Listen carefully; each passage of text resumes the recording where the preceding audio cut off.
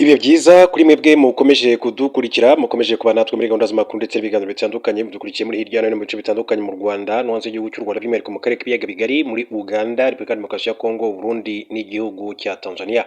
Mbaye ikaze rero muri aya makuru. Murabizi ko ku munsi w'ejo umukuru w'igihugu cy'u Rwanda Perezida Paul Kagame yakoreye uruzinduko mu gihugu cy'Ubufaransa ndetse na Madamu Jeannette Kagame. Nagira umubwire ngo rero burya icyaha cya jenoside ni icyaha kidasaza, kandi uko byagenda kose ku muntu wagikoze cyangwa se ukurikiranyweho kuba yaramenya amaraso cyangwa se no gucura umugambi wo kugira nabi abanyarwanda bo mu bwoko bw'abatutsi, ndagira amabwire yuko mu by'ukuri ntabwo yazigera agira amahoro n'umunsi n'umwe. Rero yitwa Agathe Kanziga, murabizi ko yagiye agarukaho kenshi cyane, u Rwanda rugasaba ko yakorezwa mu Rwanda akaza kuburanishirizwa mu Rwanda bikanga, Ubufaransa nabwo inkiko z'Umufaransa zikagera gutya bikanga, agatumizwa agakorwaho iperereza, baza no kugira igihe bategetse ko iperereza rigomba kurangira burundu. Ariko kandi ku munsi w'ejo urwego rwitwa Pinati rukaba rwaratangaje ko rugomba kongera gukora iperereza mu buryo bukomeye cyane. Ariko mbere gato ko iryo perereza riza kuba kuri uyu Agathe Kanziga, ndaje ndababwira uko ku munsi w'ejo byari byifashe ubwo Perezida Paul Kagame yari mu gihugu cy'Ubufaransa ndetse na Madamu Jeannette Kagame aho yari ari. Uyu Agathe Kanziga ntabwo yari yorohewe na gatoya. Reka rero mbanze mbahe amakuru mu buryo bw'incamake, hanyuma tubone kugaruka kuri iyo nkuru. Amerika iryamiye amajanja icunga abasirikare bashobora kandi kujyana n'ikipe ya Iran mu gikombe cy'isi. Minisitiri w'ububanyi n'amahanga wa Amerika yitwa Marco Rubio yatangaje ko nta muntu ufitanye isano n'igisirikare cya Iran bazemerera ko ajya mu itsinda riherekeje mu gikombe cy'isi ngo yinjire mu gihugu cyabo. Iran izakinira muri Amerika ariko izaba icumbitse muri Mexique. Rubio yavuze ko uretse intambara yatangiye muri Gashyantare ishyamiranyije Amerika na Iran, ubundi nta kibazo bafite ikipe ya Iran ndetse baherekeza mu gikombe cy'isi.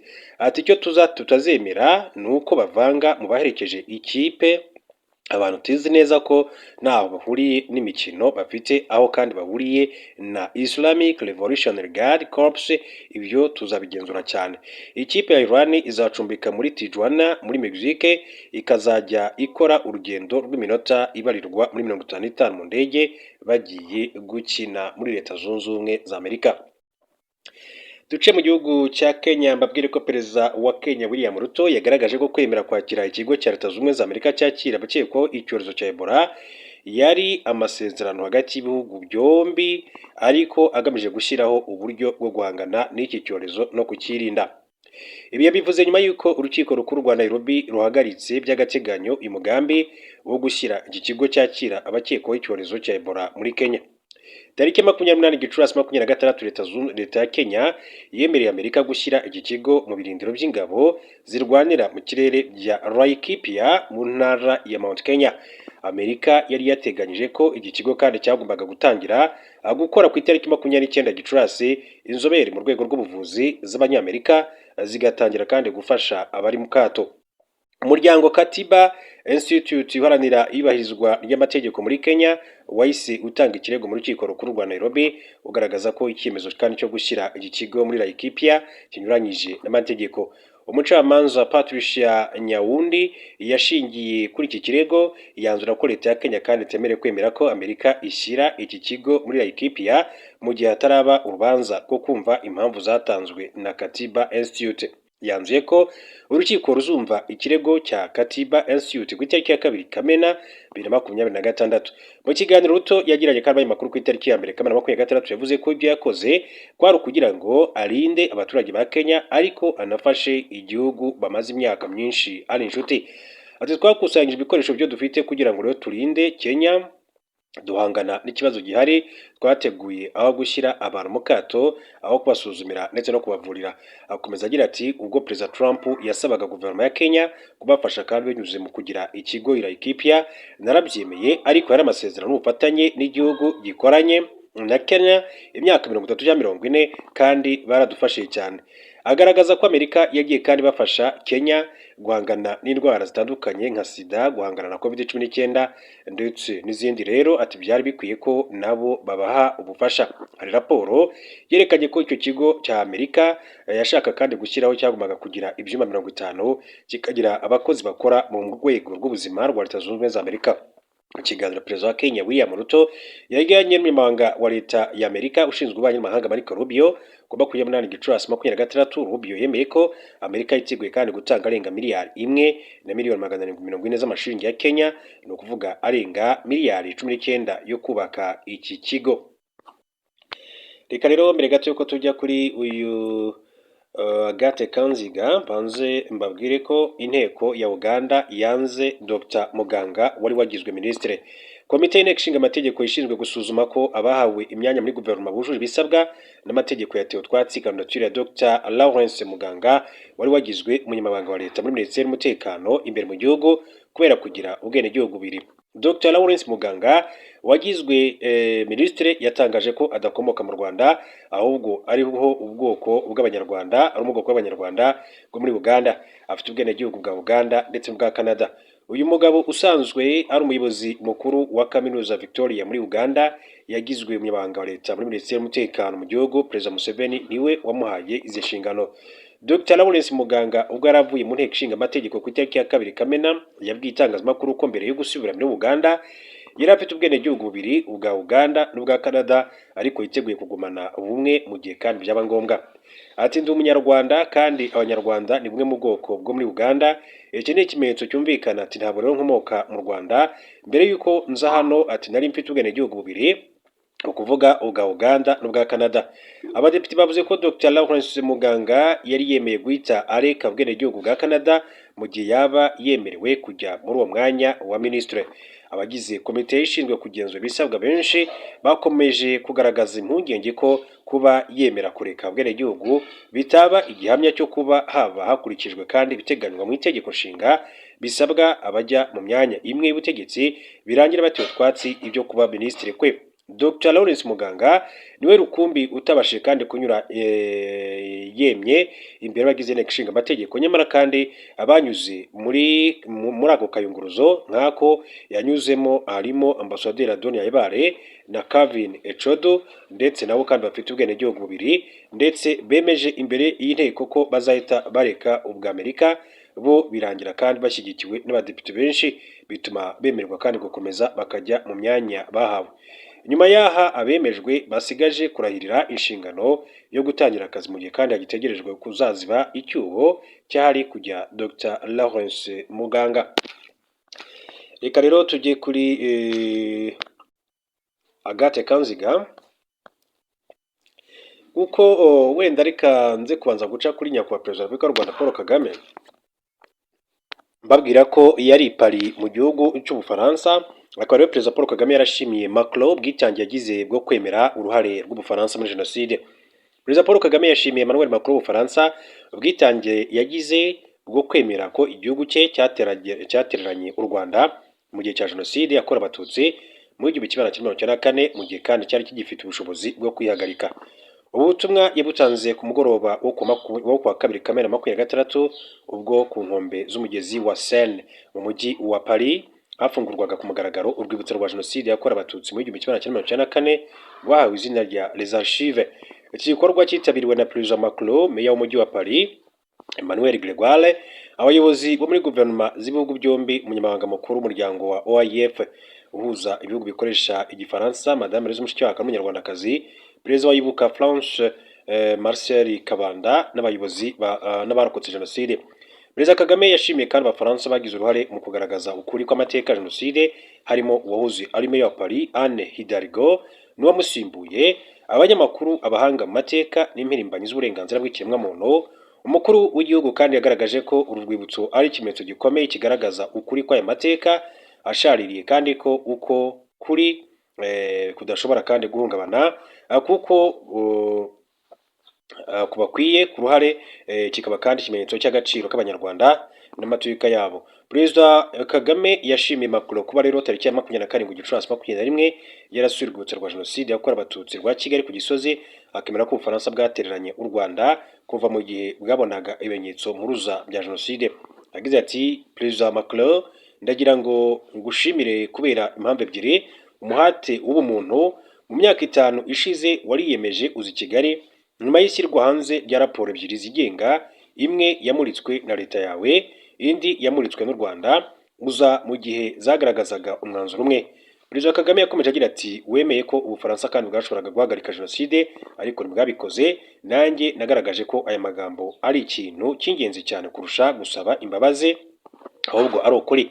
Umukuru w'igihugu yagaragaje ko gahunda ya leta y'Ubufaransa yo kwemera ukuri kw'aya mateka yatangijwe na Nicolas Sarkozy ubwo yagiriraga uruzinduko rw'amateka mu Rwanda muri 2010, kuko icyo gihe kandi aribwo yemeye amakosa akomeye cyane igihugu cyabo cyakoze mu gihe cya jenoside. Umukuru w'igihugu yagaragaje ko n'ibindi bihugu byinshi cyane byateranye u Rwanda mu gihe cya jenoside yakorewe Abatutsi, ariko ko Ubufaransa aribwo bwateye intambwe ikomeye cyane yo kwemera byeruye ko bwashoboraga kandi gutabara Abatutsi, bakanashyira imbaraga nyinshi cyane mu kugeza mu butabera abagize uruhare muri jenoside. Turanashimira imbaraga nyinshi cyane zashyizwe mu kuburanisha abagize uruhare muri jenoside, ati baba mu Bufaransa guhakana jenoside, ati bikanagirwa icyaha, ati ubwo umurimo ugomba kandi gukomeza. Perezida Kagame yagaragaje ko Abanyarwanda kandi biyemeje gutsinda amateka mabi banyuzemo kandi babigeraho, baharanira ko atazasubira kuba ukundi, bakaba kandi bakomeje kandi kwigisha abakiri bato gukomeza urugendo rwo kwibaka rwatangiye mu myaka 32 ishize nyuma ya jenoside. Umukuru w'igihugu yavuze ko Abanyarwanda kandi bashobora guterwa ubwoba, ariko ko imbaraga zose ubashyiraho igitutu yaba afite zibakomeza bagashikama aho guhagarika urugendo rwo gukomeza kandi guteza imbere u Rwanda. Perezida Macron yashimangiye ko nta muntu n'umwe uri hejuru y'amategeko mu Faransa, bityo abakoze jenoside bagahungirayo bibwira ko ariho bazisha ubutabera bibeshye cyane. Ahangaha rero niho hatumye abantu bose bari mu gihugu cy'Ubufaransa bakekwaho uruhare muri jenoside yakorewe Abatutsi ndetse n'abandi bagikorwaho iperereza bagira ubwoba, baravuga ati Macron kuba byitangaje ku magaragaro, ati ni ibintu bikomeye cyane buriya Ubufaransa kandi bugiye kubishyiramo imbaraga. Ati nta muntu uri hejuru y'amategeko kandi abatekereje ko babonye igihugu cyacu ati nk'ubuhungiro bw'iteka, ubutabera bw'Ubufaransa ati bwababoneye igisubizo, nta cyaha kibasiye inyoko muntu kizasaza cyangwa se ngo gihanwe ntigihanwe, mbisubiremo ubutabera buzatangwa. Uretse kuburanisha abagize uruhare muri jenoside nka Dr Rwamucyo Jeanne, Dr Sosthène Munyemana, Philippe Hategekimana, Claude Muhayimana, Perezida Macron yatangaje ko buzanakomeza kurwanya ingengabitekerezo ya jenoside. Kimwe mu bikoresho kandi bikomeye byifashishijwe mu gukwirakwiza ingengabitekerezo ya jenoside n'urwango harimo ibitangazamakuru nka radio, televiziyo RTLM yakoreragaho abanyamakuru barimo nka Habimana Kantano na Valérie Bemeriki. Perezida Macron yagaragaje ko nyuma y'imyaka 32 jenoside yahagaritswe haracyariho ibi binyamakuru bikora nka RTLM, asaba abantu kandi gufungura amaso bakabirwanya bivuye inyuma kugira ngo bidakomeza kandi kuroha sosiyete mu manga. Yagize ati ni gute tutakangaranywa n'imbaraga z'icengezamatwara rikwirakwizwa ku ikoranabuhanga, ati kuri za ecran zacu hari izindi za RTLM, ati nidukanguke turwanye ingengabitekerezo ishingiye ku moko n'ivangura mu ruhu iri kwimikwa hirya no hino ku isi. Leta y'Ubufaransa yashyizeho itegeko rihana kandi bahakana n'abapfobya jenoside. Umwanditsi w'Umufaransa ukomoka muri Cameroon, Charles Onana, n'umwe mu bahamijwe ibi byaha kubera igitabo gihakana ko jenoside yakorewe Abatutsi yateguwe. Akaba rero witwa Agathe Kanziga wahoze ari umufasha w'umukuru w'igihugu cy'u Rwanda Juvenal Habyarimana, hari rwose ubwoba ni bwinshi cyane, ati isaha n'isaha bashobora kunta muri yombi bagakomeza no gukora iperereza mfunzwe, hanyuma akaba yazagezwa no mu butabera muri rusange. Hanyuma reka duce kujyanye na FDLR, mbabwire ko umutwe w'iterabwoba FDLR uracyafite umugambi wo gutera u Rwanda uturutse mu burasirazuba bwa Repubulika Demokarasi ya Kongo, ukamena amaraso y'Abanyarwanda nk'uko wabigerageje kenshi mu bice birimo ibyo mu majyaruguru ndetse n'umurengerazuba bw'igihugu cy'u Rwanda. Kugira ngo rero mu by'ukuri uyu mutwe wa FDLR ubigereho, ushakisha uburyo bwinshi bubongerera imbaraga burimo gucukura amabuye y'agaciro yo muri Repubulika Demokarasi ya Kongo, guhinga ndetse no gucuruza urumogi ndetse no gucuruza amakara, amafaranga avamo akagurwa intwaro n'ibindi bikoresho kandi bya gisirikare. Nubwo FDLR kandi yarushijeho kandi kugira imbaraga, ikabona abarwanyi bashya bakomoka ku miryango y'Abanyarwanda yanze gutaha, igahabwa n'ibirindiro kandi bihoraho mu bice birimo Rucuru na Walikare, yagiye ihura n'ibihe bigoye, bamwe kandi bagatekereza ko biganisha ku iherezo ryayo. Urwango FDLR ifitiye Abatutsi rwarenze u Rwanda rugera no ku Banyekongo bo muri ubwo bwoko, kuko aho yakoreye hose yarabishe, ibambura imitungo yabo, abandi irabamenesha bahungira mu mahanga cyane cyane mu bihugu byo mu karere.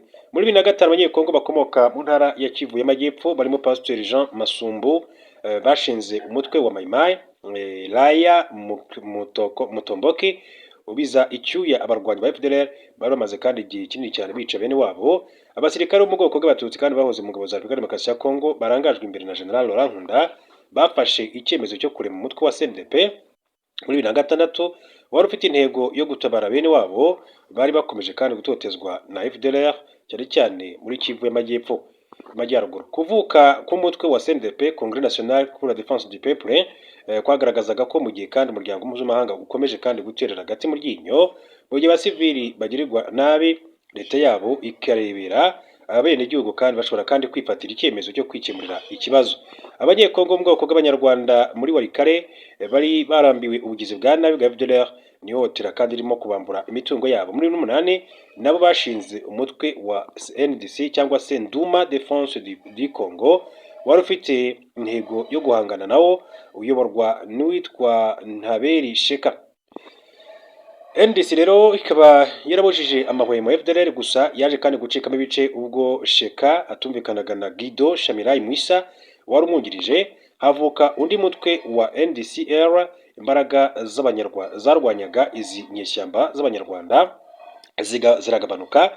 Nyuma y'imyaka myinshi cyane imitwe yaremewe kwirwanaho ihangana na FDLR mu Ukuboza 2008 u Rwanda na Repubulika Demokarasi ya Kongo byumvikanye kwifata mu bikorwa byo kurwanya umutwe w'iterabwoba byahawe izina rya Umoja Wetu bikurikirwa na Kimia kabiri. Byari bitero simusiga kuri FDLR byayiciye intege bikomeye cyane kuko byiciwemo abarwanyi benshi bayo barimo n'abayobozi kandi benshi bamwe bafata icyemezo cyo gutaha mu Rwanda basubizwa mu buzima busanzwe. Mu minsi 35 operation Umoja Wetu yamaze mu ntangiriro za 2009 hishwe abarwanyi 53 na ba FDLR barimo Lieutenant Colonel Anaclet Itimana waruzwi nka Gasasira Kabuyoya hakomereka 13 abandi 37 bafatwa mpiri 103 bataha mu Rwanda. FDLR yaciye umuvuno mushya nyuma y'igihe kinini cyane FDLR yotswe igitutu impande yafashe icyemezo cyo kurema ingabo iyikingira n'ubwisho kugira ngo rero ivyo ibigereho yifashishije abanyekongo bavuga Kinyarwanda bo mu bwoko bw'abahutu. Ubuyobozi bwa FDLR kandi bwafashe icyemezo kubera ko bwari bufite itera ubwoba ko mu gihe kizaza uyu mutwe ushobora kandi kugabwaho ibindi bitero bizawushegesha kandi koko byarabaye birimo Sokola ya kabiri yahitanye abarimo General Sylvestre Mudacumura wayoboraga ndetse kandi na Colonel Richard Nshimemana Auguste wamenyekanye nka Bola Manase yabaye umuyobozi ushinzwe ibikorwa muri FDLR icyo gihe. Asobanura ko rero uyu mutwe wafashe icyemezo cyane cyo kurema imitwe y'abanyekongo bizajya bikorana ikayicengezamo ingengabitekerezo iyita izina Nyatura risobanuye kunyatura. Bola yagize ati njyewe nagiye gushinga Nyatura ku mabwiriza ya General Omega ati niwe mugaba mukuru wa voka ati bampa amategeko ati ngomba kwiyegereza ati urubyiruko rw'Imasisi ati na Rucuru ati kubera ko rero FDLR yari imaze kandi gutakaza imbaraga nyuma y'intambara ati yitwaga Mutomboke baravuze bati genda ubiyegereze ubabwire ko abari kuduhiga nta bandi ko nubwo bavuga Mutomboke nta gakingirizo inyuma yabo hari undi muntu witwa Mututsi. FDLR yatangiye gutoza imitwe ya Nyatura yari imaze kurema muri 2010 yifashishije ahanini umutwe wayo kabuhari uzwi nka CLAP uyoborwa na Rurakabije Guillaume nk'uko Colonel Bola yakomeje bisobanura. Imitwe ya Nyatura yavutse ku bwinshi kandi yose ikora neza nka FDLR. Itandukaniro riri ni ku nkomoko gusa aho abarwanyi bayo kandi bari buhumvikana bavuga ko bashaka kwirukana ku butaka bwa Repubulika Demokarasi ya Kongo Umututsi wese ava akagera. Mu mitwe ya Nyatura izwi cyane harimo Nyatura Domi uyoborwa na Dominique Ndaruhutse, Nyatura John Love, Nyatura Kasongo, Nyatura Jean Marie, Nyatura Kigingi, Nyatura Gatuza, Nyatura Abazungu, Nyatura Karume ndetse na Nyatura Karume yabayo na FDLR. Umugaba mukuru wayo ni Pacifique naho gukazwi nka General Omega. FDLR yafashe icyemezo cyo kwegereza kandi umutwe w'abahunde washinzwe muri na 10 EPSRS uyoborwa na Janvier Karayiri kubera ko byombi bikaba bihuriye ku rwango bifitiye abatutsi n'umugambi wo kubarwanya. EPSRS yakomotse kuri Parecho Uhunde yifatanyije n'ingabo za RDC mu rugamba zahanganyemo umutwe witwaje intwaro wa mama kuri gatatu ubwo wafataga ibice byinshi cyane mu ntara ya Kivu ya Majyaruguru nk'uko amakuru yakomeje kugenda abigarukaho. Hanyuma iyi FDLR ntikorana n'imitwe ya Nyatura na EPSRS gusa ahubwo biranivanga mu gihe hari gahunda yo kugaba ibitero byo gusenya inyeshyamba z'abanyarwanda bikambara impuzankano imwe bikavuga ururimi rumwe. Uretse kwivanga n'abarwanyi b'iyi mitwe, abarwanyi ba FDLR kandi bahindagura amazina, bagahindagura za batayo kenshi, bakivanga n'abanyekongo nk'aho ari abaturage bakabana nabo. Kuva mu mwaka ushize ingingo yo gusenya FDLR yagarutse cyane mu biganiro mpuzamahanga no mu itangazamakuru kubera ko leta ya RDC yemereye u Rwanda na Leta Zunze Ubumwe za Amerika ko ingabo zayo zizawusenya mu rwego rwo gushakira akarere amahoro arambye. Leta ya RDC ntiratangira kandi kubahiriza iryo sezerano, ahubwo ingabo zayo n'imitwe ya Nyatura na EPSRS yibumbiye muri Wazalendo bikomeje gukorana FDLR mu gihe kandi bihanganye n'ihuriro rya FC23 rigenzura ibice byinshi cyane mu ntara ya Kivu y'Amajyaruguru na Kivu y'Amajyepfo. Umushakashatsi w'umunyekongo Dr Alexis Mvuka ahamya ko FDLR n'imitwe ya Wazalendo bimeze nk'impanga, bityo ko bitashoboka ko uyu mutwe kandi iterabwoba w'abanyarwanda wasenywa mu gihe Wazalendo ikiriho. Yagize ati nagira ngo nkubwire ko iki gitekerezo cyo kwambura FDLR intwaro ari ikintu kidashoboka utabanje kandi kwambura intwaro Abazalendo kuko ari bamwe mu gikari ngengabitekerezo irangajwe imbere na leta ariyo ngengabitekerezo ya jenoside. Kugeza muri Kamena 26 FDLR kandi yari ifite abarwanyi bari hagati y'ibihumbi 7 n'ibihumbi 10. Umuvugizi wayo mu rwego rwa gisirikare uzwi nka Lieutenant Colonel Octavien Mutimura yemeza ko bafite benshi barenza abo bantu batekereza. Dr Mvuka agaragaza ko FDLR ikura abarwanyi mu banyarwanda bagera mu bihumbi 500 banze gutaha ndetse n'abanyekongo yacengejemo ingengabitekerezo yo kwanga abatutsi kandi ko n'imitwe ya Wazalendo iyongerera imbaraga kuko bikorana umunsi ku wundi. Reka rero mbashimire cyane kandi bifuriza komeza